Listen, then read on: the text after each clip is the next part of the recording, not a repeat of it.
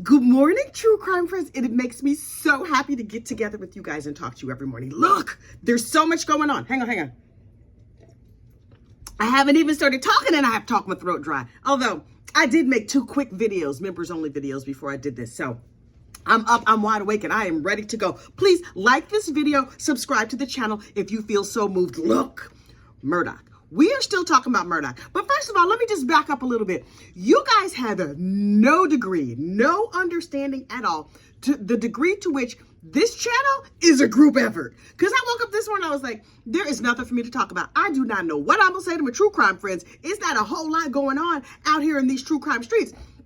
And then I jumped over on my Instagram and people had sent me private messages about different things. And I was like, oh, there is my content. All of my content this morning is coming from y'all. So thank you. And I will shout out individual names in just a second. But first, we need to talk about Alex Murdaugh. Still, his court appearance day before, the other day, Alex Murdaugh was sentenced to 27 years in prison, right? This we know. And a bunch of people got up and made statements or whatever, including Alex Murdaugh. And I was like, okay. I talked about that yesterday. Here's the part that I missed. Julie, one of our true crime BFFs, sent me a video that was put up by Jumpsuit Pablo. Y'all know Jumpsuit. He's been on these YouTubes ever since this Murdaugh thing jumped off. Jumpsuit did 10 years in prison.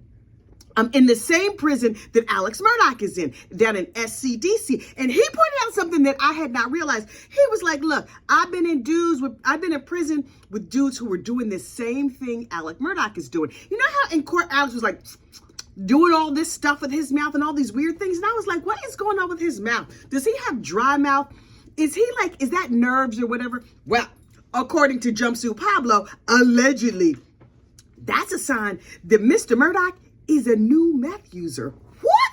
Alex is talking about being 800 and some odd days clean, but word on the street is that he might he's on that stuff. Now listen, he has a life sentence anyway. His life gonna be real short. He start messing with that meth. His head is like bulbous, his nose is dripping and all this other stuff. But those mouth movements apparently are a big giveaway that you have not just started using, but that you're using meth, but not to the point where like all your teeth have fallen out and your whole situation is all messed up yet, because that takes a little time.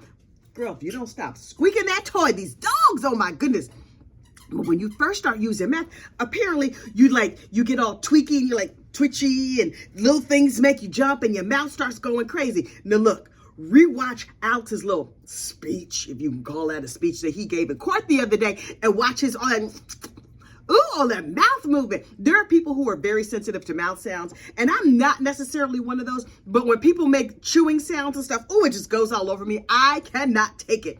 So Alex and his mouth movements, I was like, oh, okay. Now listen, we deal in gossip, rumor, and innuendo here, but that looks like some lightly credible gossip.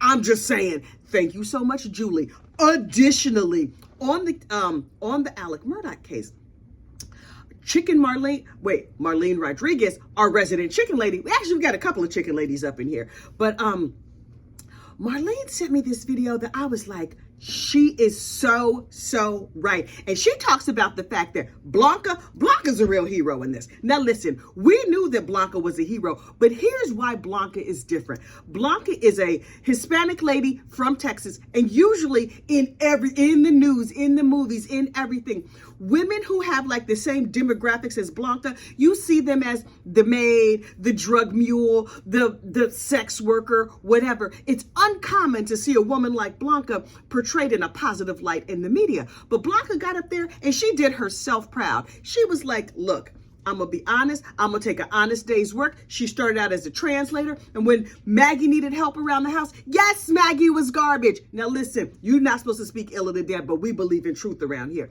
We know Maggie thought she was better than you, whoever that you happen to be. And maybe she also was nice on the side when she had free time. But mostly she was sitting back looking down on everybody. But Miss Blanca was like, Look, she was good to me. I felt like she was family, and she's still taking care of Maggie after death. You think Alex got a gravestone out there for his dearly departed wife? You think his son or his siblings, her son or her siblings, have a headstone out there?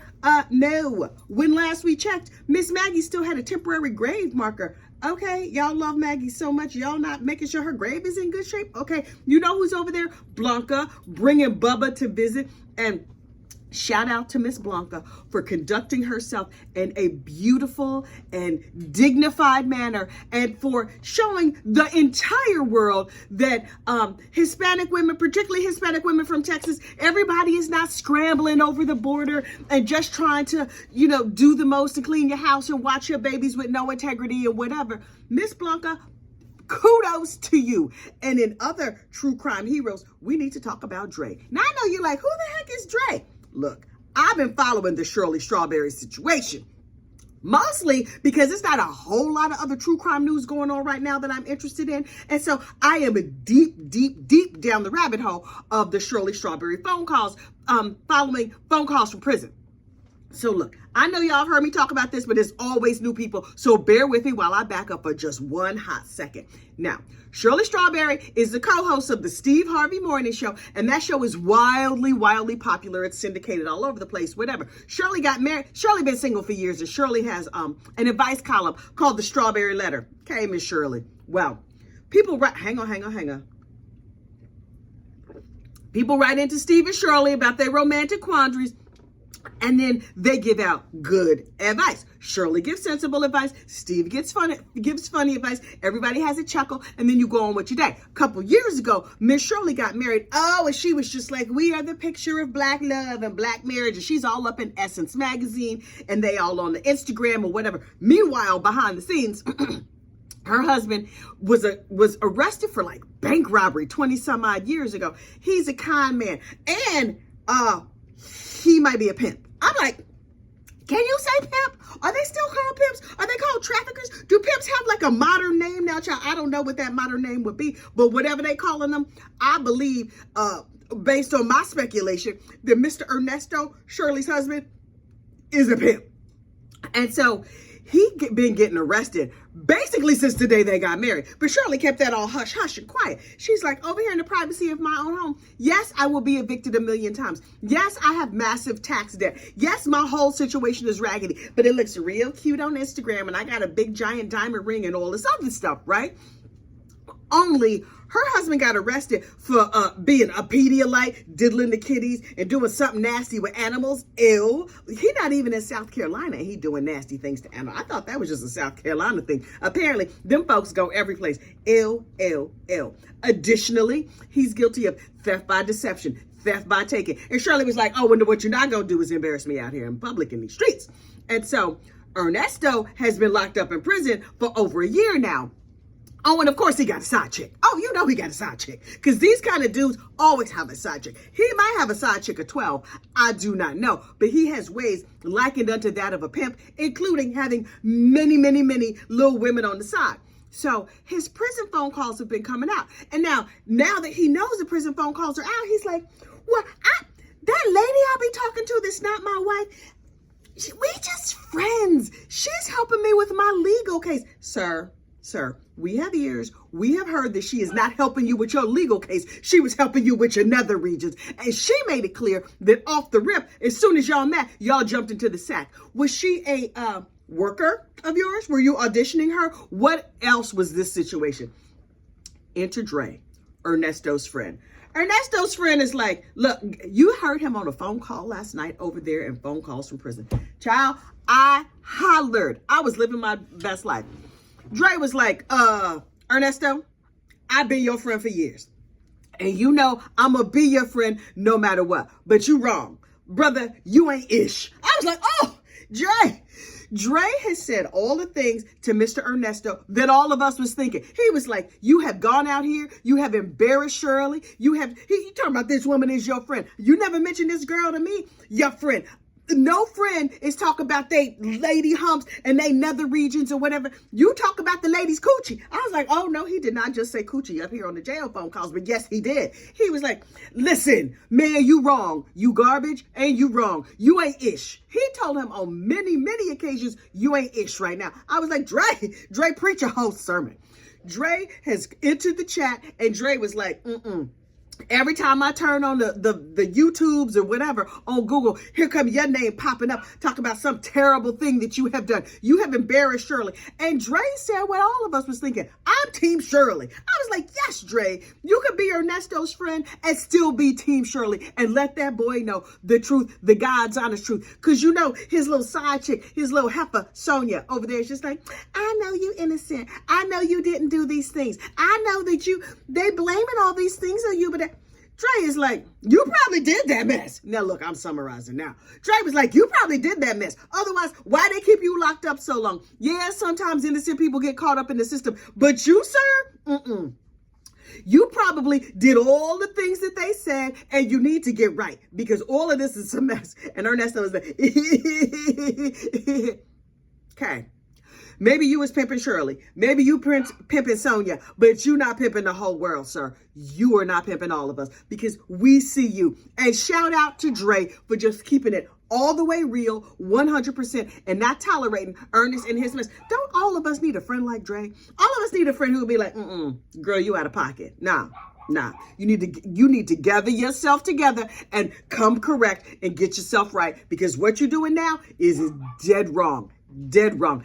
Last but certainly not least, I understand that there are people out here in the world who feel like everything needs to be their ministry, right? That's how they're going to help people come to a greater spirituality or whatever. And so I see people doing crafting and teaching you how to pray and doing woodworking and giving you a scripture. Okay, that's fine, whatever. This morning, I saw a gossip channel where she was like giving you all the gossip, but talk about the Lord. Gossip is a ministry now? Now look, I'm a devoted heathen, so don't come to me for spiritual guidance or whatever. If you want some real practical, real life advice on how to conduct your life, yeah, I'm all about that life. Oh, yes, I am. But this woman was like, now we're going to start our little whatever with a prayer. And then she proceeded to gossip her behind out. Wait. The Lord has sent you to gossip unto us? What? Can somebody point that scripture out to me? Because I might have missed that one. Yes, I grew up in church. Yes, I am currently a very active heathen. But I believe there's a scripture that says don't gossip.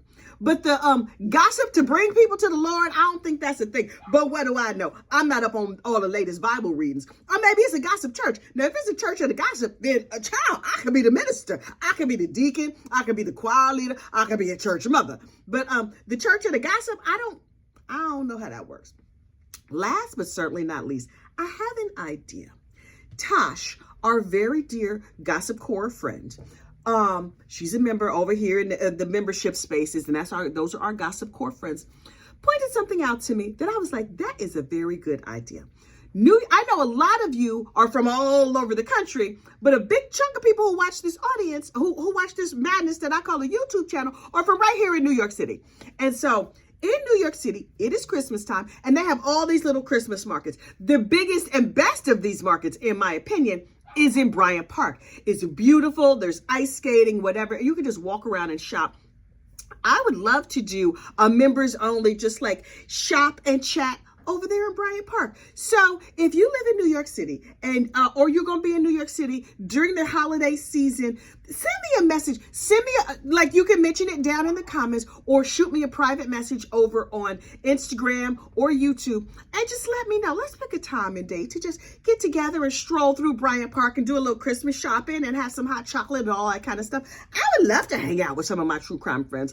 Also, it's some Christmas shopping I have to do. Let's do it within the next couple of weeks, obviously before Christmas, because after Christmas, the Christmas market goes away. But it's a ton of like handmade goods and there's like a food court section. It's a quite large Christmas market in Bryant Park. So let's see if we can't figure that out. We'll flesh that out more in the members only spaces, but I wanted to put out here in public so that folks who are not members or folks who don't know or folks who just might be interested in joining us can do that. Okay, New York City, I'm gonna see y'all soon. Anyway, have a great true crime day. Bye.